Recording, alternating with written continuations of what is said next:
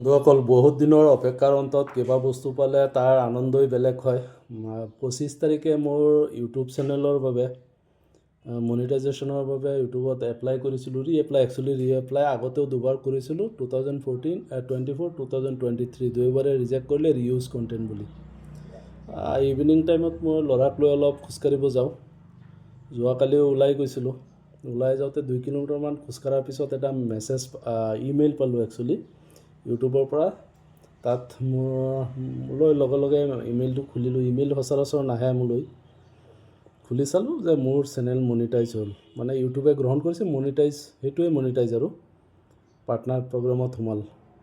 তাৰপিছত আমাৰ বাপেক পুতেকৰ আনন্দৰ সীমা নাই। লগে লগে আমি তাৰ পৰা ৰিটাৰ্ণ হ'লোঁ।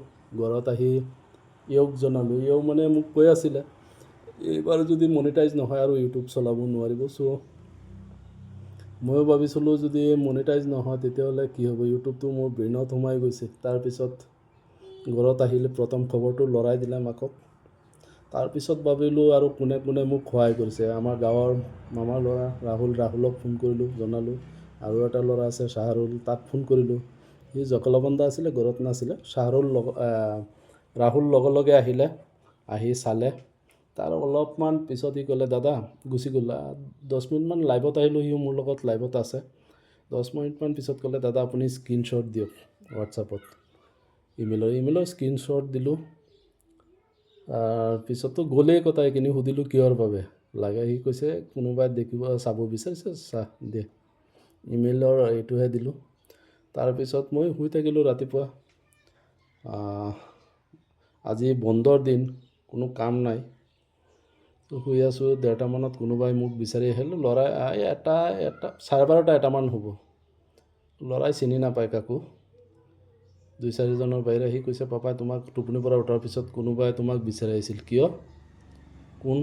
ৰাহুল নেকি? কৈছে নহয়, ৰাহুলেই মোক বিচাৰি আছে। ৰাহুল শ্বাহৰুল ইহঁতেই বিচাৰি আহে ল'ৰাকেইটাই। কৈছে নহয়, বেলেগ ল'ৰা। এইটো নামটো ক'লে, যোনটো ল'ৰাৰ কথা ক'ম আৰু। আহি গ'লে তোমাৰ পাপাৰ চেনেল মনিটাইজ হৈছে। কৈছে হৈছেতো মনিটাইজ। কেনেকৈ হ'ল? ইমান তোমাৰ পাপাৰ চেনেলত ভিডিঅ'ত ইমান ভিউজ কম। মই নাজানো, মুঠতে পাপাৰ চেনেল মনিটাইজ হৈছে। ল'ৰাজনৰ কথা শুনি এনেকুৱা লাগিলে যে মোৰ চেনেল মনিটাইজ হওঁতে তেওঁ বেয়া পাইছে একচুৱেলি। আচলতে তেওঁলোকৰো এটা ইউটিউব চেনেল আছে। তেওঁলোকে খুব কম সময়ত ৰাইজ কৰিছে, 700মান হ'ব ছাবস্ক্ৰাইবাৰ, কম দিনতেই। কিবা কুকিং চেনেল নে কি নাজানো, নাম নকওঁ মই। তাৰপিছত টোপনিৰ পৰা উঠাৰ পিছত এইটো নিউজ পালোঁ ল'ৰাৰ পৰা। তাৰপিছত মই বোলো অকণ চেনেলটো চেক কৰিব যাওঁতে আৰ্টিকল 19 বুলি এটা ইউটিউব চেনেল আছে। সেইটোত চকু গ'ল এটা নিউজত, এটা নিউজ। মই ক্লিক কৰিলোঁ। নিউজত দেখুৱাই আছিলে আমাৰ ভাৰতৰ সন্মানীয় প্ৰধানমন্ত্ৰীগৰাকীয়ে, তেওঁ ছ'চিয়েল মাধ্যমত এটা ভিডিঅ' টুইট কৰিছে গণৰাজ্য দিৱস উপলক্ষে ৰিপাব্লিক ডে' পেৰেডৰ। তাত তেওঁ এনেকুৱা দেখুৱাই আছে যে তেওঁ পেৰেড সেনাবাহিনী, 3টা সেনাবাহিনী আছে, জল, স্থল আৰু বায়ু সেনা, 3টা সেনাই তেওঁক সম্ভাষণ জনাই আছে। তেওঁ সম্ভাষণ গ্ৰহণ কৰি আছে। একচুৱেলি নহয়, ৰিপাব্লিক ডে' পেৰেড আমি সকলোৱে জানো। ভাৰতৰ প্ৰথম নাগৰিক মহামহিম ৰাষ্ট্ৰপতিগৰাকীৰ উদ্দেশ্যে সেনাবাহিনীসকলে তেওঁক সম্ভাষণ জনায়, তেওঁ সম্ভাষণ গ্ৰহণ কৰে। কিন্তু যোৱা কিছু বছৰ ধৰি আমি,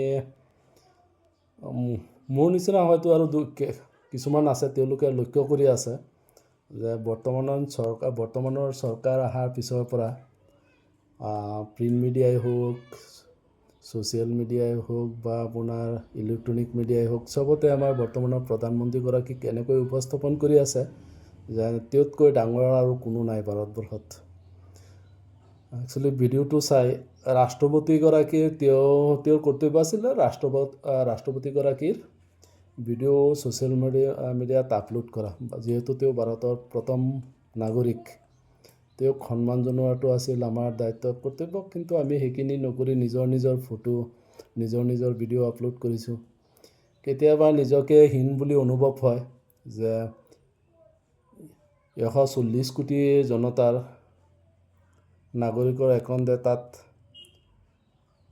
আমি এনে কিছুমান জনপ্ৰতিনিধি নিৰ্বাচন কৰোঁ যিসকলৰ কোনো যোগ্যতাই নাই দেশ শাসন কৰাৰ।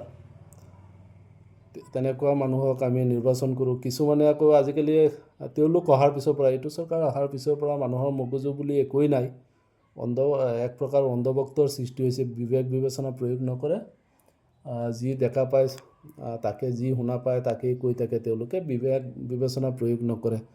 আমাৰ প্ৰধানমন্ত্ৰীগৰাকীয়ে ছ'চিয়েল মিডিয়াত তেওঁৰ এই ভিডিঅ'টো প'ষ্ট কৰাৰ পিছত আজি সঁচাকৈ বহুত দুখ পাইছোঁ অন্তৰত।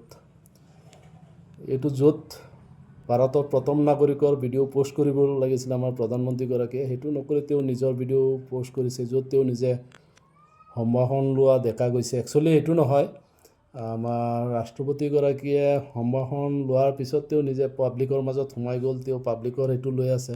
কিন্তু এনেকুৱা দেখুৱাইছে যে তেওঁকহে সম্ভাষণ জনাই আছে সেনাবাহিনীয়ে।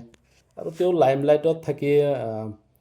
লাইমলাইটত থকাটো তেওঁৰ ফেভাৰিট হয়। তেওঁ য'তেই যায় তাতেই কেমেৰা লৈ যায়, কেমেৰামেন লৈ যায়, ফ্ৰেমত কোনো নাহে। এইবোৰ ভিডিঅ' আমি ছ'চিয়েল মিডিয়াত, ইউটিউবত চাই থাকোঁ, নিউজ চেনেলত চাই থাকোঁ। তাত আচৰিত হ'বলগীয়া একো নাই, কিন্তু জানি শুনি কোনো এজন ব্যক্তিক অসন্মান জনোৱাটো সমীচীন নহয়। ধন্যবাদ।